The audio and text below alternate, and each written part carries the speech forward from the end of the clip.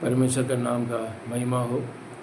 आज और एक अवसर प्रभु का चरणों पर प्रभु का वचन लेकर खड़े होने के लिए प्रभु जो समय दिया है, सहायता किया है, इसलिए मैं प्रभु को धन्यवाद देता हूँ। आज पवन का विषय आलोचना हम करेंगे। पवन कई किस्म का, कई जगह पर पवन के बारे में लिखा हुआ है। वो पवन आज एक विश्वासियों के जीवन में उसका आत्मीय अर्थ हमें समझने के लिए हम आज थोड़ा समय प्रभु का वचन के सामने प्रार्थना सहित हम बैठेंगे। सबसे पहले हम एजकियल उसका 37 उसका 9 पद मैं पढ़ूँगा। एजकियल 37 उसका 9 पद। जब उसने मुझसे कहा, हे मनुष्य के संतान, सांस से भविष्यवाणी कर और सांस से भविष्यवाणी करके कह, हे सांस, परमेश्वर यहोवा यूँ कहता है कि चारों दिशाओं से आकर इन घात किए हुए में समा जा कि ये जी उठे। एक जिलाने का एक पवन। यहाँ पे इसका दूसरा अध्याय और हम पढ़ते समय ये एक्चुअली ये जो विषय भविष्यवाणी किया है इसराइलियों के बारे में। इसराइली लोग इधर भीतर हो गया है, वहीं से एक हड्डी जो जीवन नहीं है, ऐसा एक अवस्था में इधर उधर चले गए हैं। उन लोगों के बारे में एक भविष्यवाणी परमेश्वर ने किया है और इन लोग वापस आए। प्रभु का सांस देकर, परमेश्वर का सांस होकर उन लोग वापस आने का विषय लिखा हुआ है। लेकिन एक विश्वासी के जीवन में हम यहाँ पढ़ सकते हैं। उसका दूसरा अध्याय में लिखा है, उसका 37 का दूसरा पद है, मैं पढ़ना चाहूँगा। तब उसने मुझे उनके चारों ओर घुमाया और तराई की तह पर बहुत ही हड्डियाँ थी और वे बहुत सूखी थी। एक हड्डियाँ, एक सूखी हुई हड्डियाँ एक पापी मनुष्य को ये दर्शाते हैं। उसका तीसरे पद में तब उसने मुझसे पूछा, हे मनुष्य के संतान, क्या ये हड्डियाँ जी सकती है? मैंने कहा, हे परमेश्वर यहोवा, तू ही जानता है। ये सवाल पूछता है कि ऐसे एजकियल भविष्यवक्ता को कि एक ये सूखी हड्डियाँ क्या जीवित हो सकता है? वो कहता है कि मुझे मालूम नहीं, लेकिन तू जानते हैं बोल के ऐसे कि उसका रिप्लाई दिया है। उसका 4 पद में तब उसने मुझसे कहा, इन हड्डियों से भविष्यवाणी करके कह, हे सूखी हड्डियाँ, यहोवा का वचन सुनो। मतलब जीवन है लेकिन आत्मीय रीति में मर गया हुआ अवस्था। सुनो मतलब इसका अर्थ यह है, सूखी हड्डियाँ यहोवा का वचन सुनो। मतलब सुन सकते हैं लेकिन वो आत्मीय रीति में मरा हुआ अवस्था। एक इसराइलियों के बारे में यह है और दूसरा एक विश्वासी के जीवन में एक मरा हुआ एक अवस्था पर जो है लोग, जो पापी व्यक्ति है, जो जीवन नहीं मिला है, ऐसा एक व्यक्ति के लिए ये संदेश यहाँ हम देख सकते हैं। उसके 5वें पद में परमेश्वर यहोवा तुम हड्डियों से यूँ कहता है, देखो मैं आप तुम में सांस समाऊंगा और तुम जी उठेंगे। प्रिय भाई और बहनों, ये जो मरे हुई अवस्था में एक पापी मनुष्य परमेश्वर के निकट जो नहीं आ सकता था, ऐसा स्थान पर परमेश्वर ने एक पवन भेज कर उनके जीवन में सूखी हुई हड्डी को जीवन दिया। उस विषय हम यहाँ देख सकते हैं। उसके 6 पद में देखिए क्या हुआ कि और मैं तुम्हारी नस से उपजा कर मांस चढ़ाऊँगा और तुमको चमड़े से ढापूँगा और तुम में सांस समाऊँगा और तुम जी जाओगी और तुम जान लोगी कि मैं यहोवा हूँ। तुम जिएगा, तुमको मैं जिलाऊँगा, तुम जिएगा। कौन सा रीति में? एक सूखी हुई हड्डी है और एक हड्डी के बराबर है, बिल्कुल जीवन नहीं है, लेकिन उस जीवन नहीं है इस सूखी हुई हड्डी में मैं मेरा सांस देकर मैं फूकूँगा और तुम जी उठेंगे बोल के लिखा हुआ है। उसके 6 पद में हम इस प्रकार देख सकते हैं। उसका 11 पद की ओर हम आते समय यहाँ पे ये विषय जो है इसराइलियों के बारे में हम देख सकते हैं। 11 पद पढ़कर मैं आगे जाऊँगा। फिर उसने मुझसे कहा, हे मनुष्य के संतान, ये हड्डियाँ इसराइल के सारे घराने की उपमा है। वे कहता है, हमारी हड्डियाँ सूख गई और हमारी आशा जाती रही, हम पूरी रीति से कट चुके हैं। वास्तविक रीति में इसराइलियों के बारे में ये जो भविष्यवाणी किया है, भविष्यवाणी जो सूखी हुई हड्डी वो जीवित हुआ। 1948 में लोग जमा होकर एक राष्ट्र बना दोबारा, ये हम देख सकते हैं। लेकिन ये हड्डियाँ, सूखी हड्डियाँ मनुष्य रीति में, मनुष्य बुद्धि के अनुसार जी नहीं सकता, आपस में जोड़ नहीं सकता, वापस अन्य देशों से एक होकर नहीं आ सकता। लेकिन परमेश्वर कहता है कि एक मैं पवन भेजूँगा, पवन भेजकर उनको मैं वापस ले आऊँगा। ये एक विश्वासी के जीवन में देखिए प्रिय भाई और बहनों, एक व्यक्ति का जीवन में एक मरे हुआ अवस्था, एक सूखी हुई हड्डी की अवस्था में रहने वाले प्रिय भाई और बहनों, हमें परमेश्वर का सांस फूंक कर हमें जीवन दिया है। हमारे अंदर एक पवित्र आत्मा परमेश्वर ने दिया है, हमें एक सांस दिया है, हमारे जीवन में एक जीवन दिया है। इसलिए हम परमेश्वर को धन्यवाद करें। ये पवन हमारे जीवन में परमेश्वर ने दिया गया है। आज ये परमेश्वर का संतान हुआ है। ये असाध्य दुनिया के सामने, दुनिया का बुद्धि के सामने, लोगों के नज़र में ये असाध्य विषय है कि एक सूखी हुई हड्डी जो जीवन हो। लेकिन परमेश्वर कहता है कि ये हो सकता है, मैं सांस फूंकूंगा और जीवन प्राप्त होगा। ये प्रिय भाई और बहनों, ये सच ये नहीं है। हमारे जीवन में हम मरे हुए थे, हम इस दुनिया में पाप में जीवन बिताकर, पाप में फंसकर शैतान का संतान होकर हम जीवन बिताते समय हमें जीवन देने के लिए परमेश्वर ने एक पवन भेजा। अच्छा, दूसरा पवन ये है कि जिलाने का, जीवन देने का एक पवन। और दूसरा एक पवन उत्पत्ति पुस्तक पर हम आएंगे। उत्पत्ति पुस्तक उसका 8वां अध्याय उसका पहला पद। उत्पत्ति 8वां अध्याय उसका पहला पद इस पर लिखा है, और परमेश्वर ने नूह की और जितने बनाए पशु और घरेलू पशु उसका संग जहाज में थे उन सबों की सुधी ली याद किया अर्थात। और परमेश्वर ने पृथ्वी पर पवन बहाई और जल घटने लगा। जल घटने के लिए उनकी जो समस्या था, जो वो जहाज के अंदर है, बैठा हुआ है, 370 दिन हो गया है, बाहर नहीं आ पा रहे, उस समय पर परमेश्वर ने एक पवन भेजकर उनको ये जो जहाज को आरारात पहाड़ के ऊपर बिठाया। पानी सूख गया और एक सूखा हुआ स्थान पर परमेश्वर ने नूह और उनके परिवार को उतारा। प्रिय भाई और बहनों, ये जो 370 दिन हो सकता है कि हमारा जो कष्टदा का समय हो सकता है, लेकिन ये ध्यान रखो कि नूह को, अपने परिवार को याद किया हुआ परमेश्वर, सुधी लिया हुआ परमेश्वर हमारा कष्टदा के समय भी वो याद करते हैं।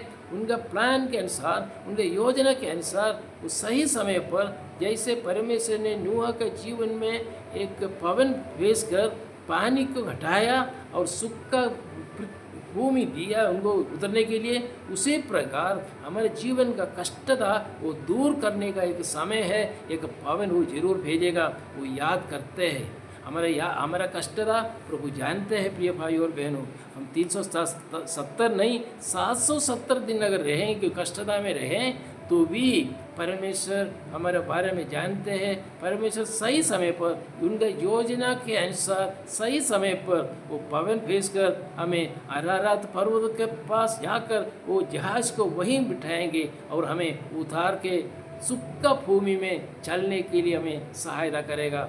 आज प्रिय भाई और बहनों, ये वचन के सामने आपके जीवन में अगर कुछ निराशा है, दुख है, तो आपके जीवन में कोई बहुत बड़ा बीमार है, ऐसा कोई अवस्था है, कोई 1 साल हो गया, 2 साल हो गया, 3 साल हो गया, बीमार में पड़े रहे, पैरालिसिस होकर पड़े रहे, ऐसा बहुत निराशा में है, दुख में है, तो मैं कहने के लिए चाहूँगा, नूह का परमेश्वर आपका और मेरा परमेश्वर है। नूह को याद किया हुआ परमेश्वर, नूह को सुधि लिया हुआ परमेश्वर सही समय पर पानी घटाने के लिए एक पवन भेजकर पानी घटाया और जहाज जो है वो अरारत पहाड़ पर उतारा और वहाँ से सूखा भूमि बनाया। इतना पानी होने के बावजूद वो जो उतरने के लिए वो भूमि को सूखा बनाकर नूह को उतारा। ये कितना आश्चर्य विषय है। हमारा कष्ट तो दूर हो जाएगा एक दिन। उनका योजना है, उनका प्लान है हमारे जीवन में। वो कभी हमें नाश के लिए नहीं, हमारे भलाई के लिए, बुराई के लिए कभी कुछ नहीं करता है। वो हमारा ये जो पवन मारने का समय, अगर कोई निराशा में है, बहुत साल हो गया तो भी याद रखो कि एक दिन हमारे सामने है, एक चढ़ाई के लिए एक उतराई है। जैसे कहते हो कि चढ़ाई है तो जरूर एक उतराई है, जरूर एक समय आएगा, ये कष्ट दूर हो जाएगा। हमें एक अच्छा सूखा भूमि में हमें पाद रखने के लिए प्रभु हमें मौका देगा। ये है याद शुद्धि करने का, याद करने का एक पवन। तीसरा है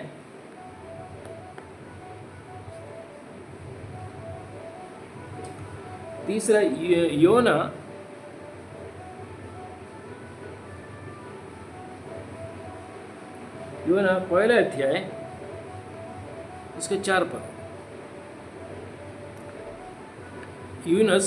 योना एक पहला अध्याय उसका 4 पद।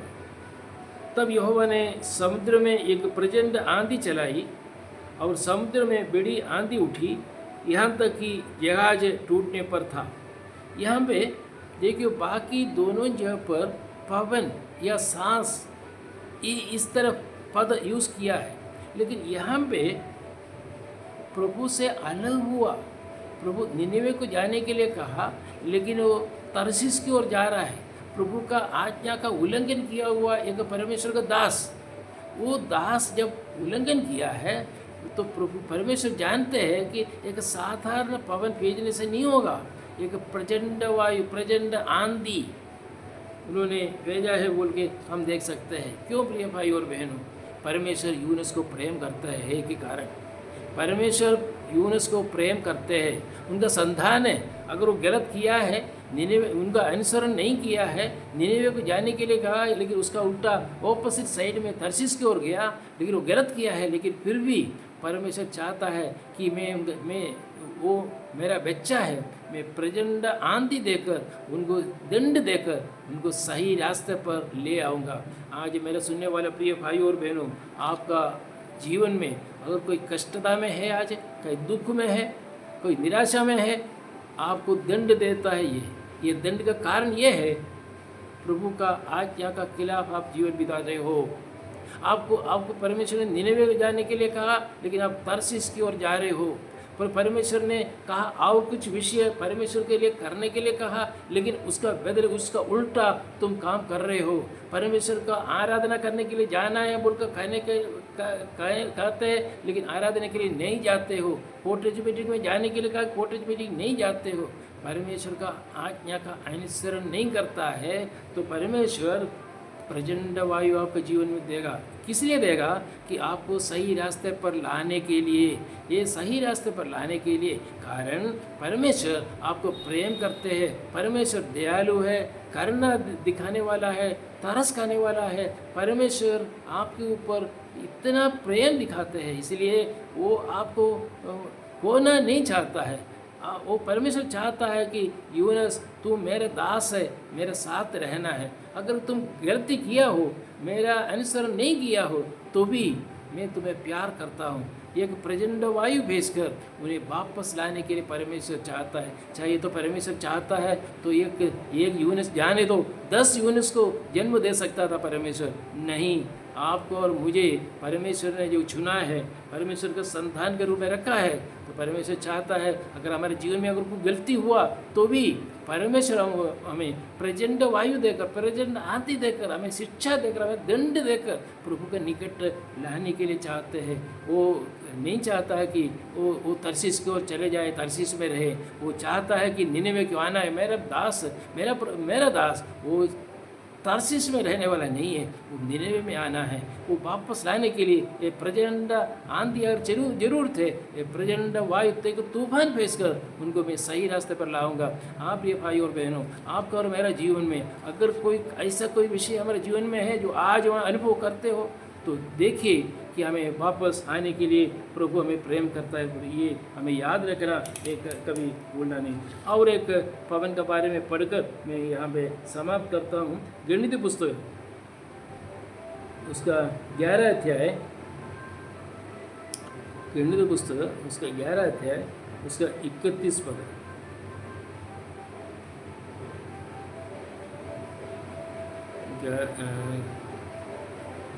गणित पुस्तक 11 अध्याय 31।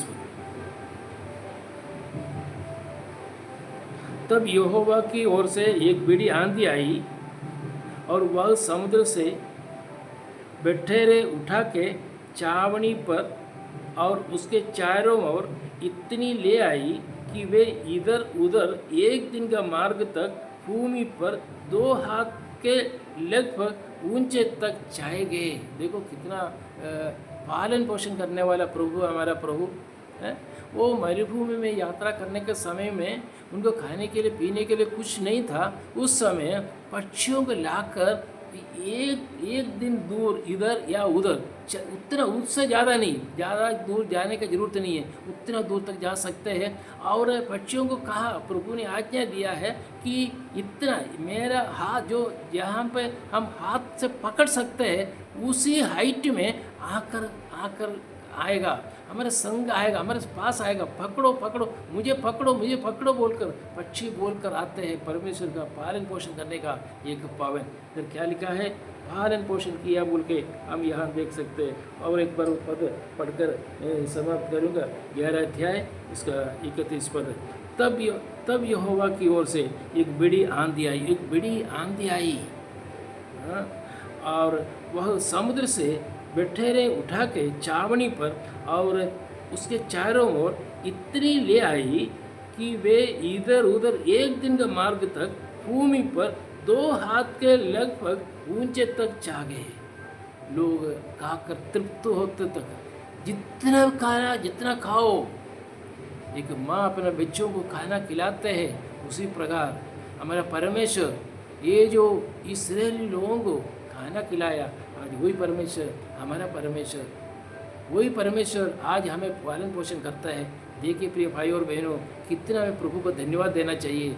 ये इस पावन द्वारा हमें खाना खिलाते हैं। एक पावन, ऐसा पावन भेजा है परमेश्वर ने हमें। आज हम खा कर सुस्त तंदुरुस्त होकर रहने का कारण क्या है? हमारे जीवन में प्रभु परमेश्वर ने पावन देकर हमें तंदुरुस्त बनाया है, हमें चंगाई दिया है, हमें बलवंत किया है। हम दुर्बल था, अभी हम बलवंत होकर हम रह रहे हैं, कारण परमेश्वर का पावन हमारे ऊपर भेजा है। और भी कई पावन के विषय है, ये यहाँ पे मैं समाप्त कर रहा हूँ। एक विषय है जिलाने का, एक पावन, जिलाने का, जीवन देने का एक पावन। दूसरा है सुधि लेने का, याद करने का एक पावन। और तीसरा बैक स्लाइडर, प्रभु से जो दूर चले गए उनके ऊपर में एक प्रचंड वायु देकर उनको वापस लाने के लिए एक प्रचंड आंधी दिया हुआ एक पवन, एक प्रचंड आंधी का एक पवन, जो बैक स्लाइडर के लिए पीछे का प्रभु से अलग हुआ उन लोगों का जीवन के लिए एक पवन, प्रचंड पवन दिया, वो हम देख सकते हैं। उसके बाद मरुभूमि यात्रा में इससे लोगों के लिए उनके जीवन में पालन पोषण किया हुआ परमेश्वर हमारा भी जीवन में इतना 20 साल हो, 50 साल हो, 60 हो, 70 हो, 80 हो वर्ष तक परमेश्वर ने कितना भौमिक शारीरिक रीति में और आत्मीय रीति में प्रभु ने कितना आत्मीय पोषण देकर हमें तृप्त किया है। ये बहुत बड़ा एक विषय है। हमें एक भूख रहने के लिए हम प्रभु ने अनुमति नहीं दिया, हमें प्रभु ने पावन देकर सही समय पर जो स्थान पर हम खड़े उस स्थान पर भोजन आकर हमारे सामने है, पकड़ो और खाओ। बस यही परमेश्वर का प्लान। कितना अच्छा एक परमेश्वर, हमारा परमेश्वर इस पवन के द्वारा हमारे जीवन में जहाँ जहाँ सुधार आवश्यक है, हमारे जीवन में सुधार हो। प्रिय भाई और बहनों, अगर हमें हमें हमें जीवन का अगर कुछ दुर्बल अवस्था में है, एक मरा हुआ अवस्था हमारे जीवन में ऐसा हम अनुभव करते हैं, तो अब दूसरे की ओर देखने का जरूरत नहीं। हमारे जीवन में अगर अगर ऐसा कुछ अनुभव है हमारा कि हम एक मरे हुआ अवस्था में है, तो जीवन देने के लिए उस परमेश्वर का जो पवन का अनुभव करके आगे हम बढ़ो। और एक हमारा याद प्रभु करता है, सुधि लेता है। अगर हम कष्टता में हैं, बीमार में है, रोग में है, ये समाप्त होने का एक समय है। प्रभु परमेश्वर जरूर हमें सुधि करेगा, परमेश्वर हमें याद करेगा और उस जहाज को, हमारा जो जीवन नौका है, वो जो है पहाड़ के ऊपर बिठाएगा। हमें सुक्का भूमि में जो और कोई क्लेश नहीं, कोई संकट नहीं, ऐसा एक स्थान पर प्रभु हमें पहुँचाएगा।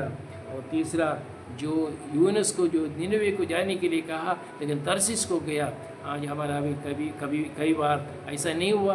परमेश्वर ने जो कुछ कहा और कुछ हम नहीं किया, लेकिन वो ये हम बहुत बड़ा पाप बोलकर नहीं समझते हैं, लेकिन आज यूनुस के जीवन में बहुत बड़ा पाप था। तो हमारे जीवन में भी अगर वही गलती हम करते हैं तो ये बहुत बड़ा पाप है हमारे जीवन में। प्रभु इसके लिए हमें वापस लाने के लिए एक प्रचंड वायु भेज सकते हैं। हो सकता है कि आज आप प्रचंड वायु में है, हो सकता है कि ऐसा एक समस्या में है। हम निज निज जीवन को परीक्षा कीजिए कि आज हम जो समस्या में, इसका कारण क्या है। ये प्रभु ने जो प्रचंड आंधी भेजा है, इसका कारण है ये, या इसमें मेरा क्या गलती है, क्या मैंने क्या गलती किया है, आज मैं कहाँ पर हूँ, परमेश्वर ने कहाँ जाने के लिए कहा था, मैं कहाँ जा रहा हूँ, मेरा यात्रा किस प्रकार है। ये सब विषयों को हम चिंता करें, प्रभु हमें सहायता करें। पालन पोषण का एक पवन हम देख सकते हैं गणित पुस्तक में। वहाँ भी इस्राएल मरुभूमि में जब कोई रास्ता नहीं, कोई सहारा नहीं, कोई हेल्प नहीं है उनके लिए, लेकिन पर ऊपर से परमेश्वर ने उनको पक्षी देखकर खाओ बोलकर कहा, ला के सामने लाकर दे दिया। इस तरह अद्भुत आश्चर्य परमेश्वर का विषय। इस परमेश्वर को धन्यवाद करें। इस परमेश्वर का इच्छा के अनुसार हमें आगे चलें। और ये पवन, कौन सा पवन आज हमारे जीवन में है, ये हमें परीक्षा करें, जांचे परखिए कि कौन सा आज हम कोई भी पवन आज हमारे जीवन में है, उस पवन को पहचान कर आगे हमारे जीवन को सही सलामत लाने के लिए प्रभु हम सबको सहायता करें, अनुग्रह करें। प्रभु का नाम का महिमा हो, आमीन।